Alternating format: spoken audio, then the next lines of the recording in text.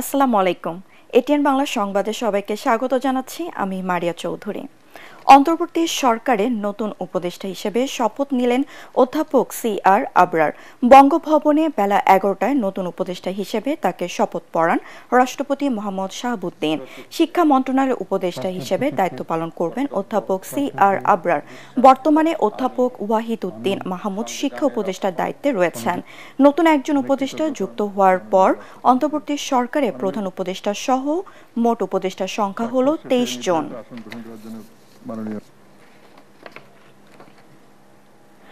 মানবতা বিরোধী অপরাধের দায়ে সাবেক প্রধানমন্ত্রী শেখ হাসিনাকে বিচারের মুখোমুখি হতে হবে বলে জানিয়েছেন প্রধান উপদেষ্টা ডক্টর মোহাম্মদ ইউনূস। ব্রিটিশ সংবাদ মাধ্যম স্কাই নিউজকে দেওয়া সাক্ষাৎকারে তিনি জানান, জুলাই গণহত্যার অপরাধে জড়িত হাসিনার পরিবারের সদস্য ও সহযোগীদেরও বিচার করা হবে। অধ্যাপক ইউনূস বলেন, শেখ হাসিনাকে ফেরত চেয়ে ভারত সরকারকে আনুষ্ঠানিক চিঠি পাঠানো হয়েছে, কিন্তু নয়াদিল্লি থেকে এখনো কোনো আনুষ্ঠানিক প্রতিক্রিয়া পাওয়া যায়নি। তিনি বলেন, হাসিনা অবশ্যই আদালতের মুখোমুখি হবেন, আর সেটা সশরীরে বাংলাদেশে উপস্থিত থেকে হোক বা অনুপস্থিতে ভারত থেকেই হোক। So they are she will stand trial, there's no doubt about that, because all the evidences are here. But she's not physically present in Bangladesh. So the question is, can we make her present in Bangladesh? That depends on India and also international law. So the question of trial is not if it will be happening in absentia or in her presence. It will be taking place, not only her, and all the people who were associated with her. Her family members, her clans, her associates, and all the oligarchs, people who promoted her, supported her, made her the way she is. Sirajganj ৪ আসনের সাবেক সংসদ সদস্য তানভীর ইমামের গুলশানের বাসায় তল্লাশি চালিয়েছে একদল জনতা। মধ্যরাতে গুলশান ২ নম্বরের ৮১ নম্বর সড়কের বাসায় এই তল্লাশি চালানো হয়। প্রত্যক্ষদর্শীরা জানান, রাত ১২টার দিকে নিরাপত্তা কর্মীর বাধা উপেক্ষা করে লোকজন বাড়িতে প্রবেশ করেন। এরপর প্রায় আধা ঘন্টা ধরে বাড়ি তল্লাশি করেন তারা। এর কিছুক্ষণ পরে পুলিশ এবং সেনাবাহিনীর সদস্যরা ঘটনাস্থলে গিয়ে পরিস্থিতি নিয়ন্ত্রণে নেয়। তানভীর ইমাম সাবেক প্রধানমন্ত্রী শেখ হাসিনার প্রয়াত রাজনৈতিক উপদেষ্টা এইচ.টি. ইমামের ছেলে।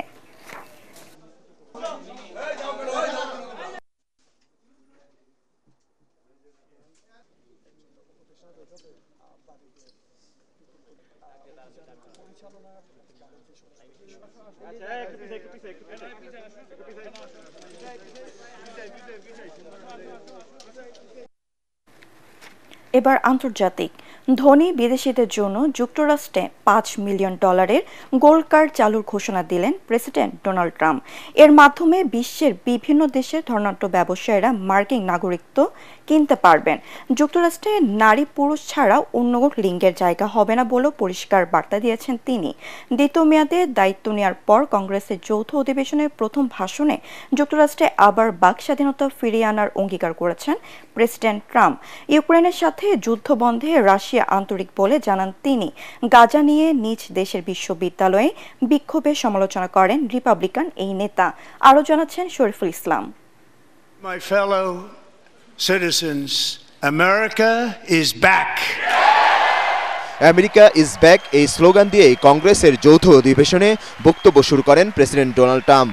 এ সময় রিপাবলিকান মেম্বাররা দাঁড়িয়ে করতালির মাধ্যমে তাকে স্বাগত জানান। যৌথ অধিবেশনে ভাষণের সময় তার পাশে ছিলেন হাউস স্পিকার মাইক জনসন ও ভাইস প্রেসিডেন্ট জেডি ভান্স। উপস্থিত ছিলেন হাউস ও সিনেটের ডেমোক্র্যাট সদস্যরাও। প্রথমেই তার বক্তব্যে যুক্তরাষ্ট্রে আবারও বাক স্বাধীনতা ফিরিয়ে আনার প্রতিশ্রুতি দেন Donald Trump. Despite the best efforts of those who would try to censor us, silence us, break us, destroy us, Americans are today a proud, free, sovereign and independent nation. ধনী বিদেশিদের জন্য $5 মিলিয়ন গোল্ড কার্ড চালুর ঘোষণা দেন মার্কিন এই ধনকুবের। এটি green কার্ডের চেয়েও আরো উন্নত হবে বলে দাবি করেন Trump. With that goal in mind, we have developed in great detail what we are calling the Gold Card, which goes on sale very, very soon.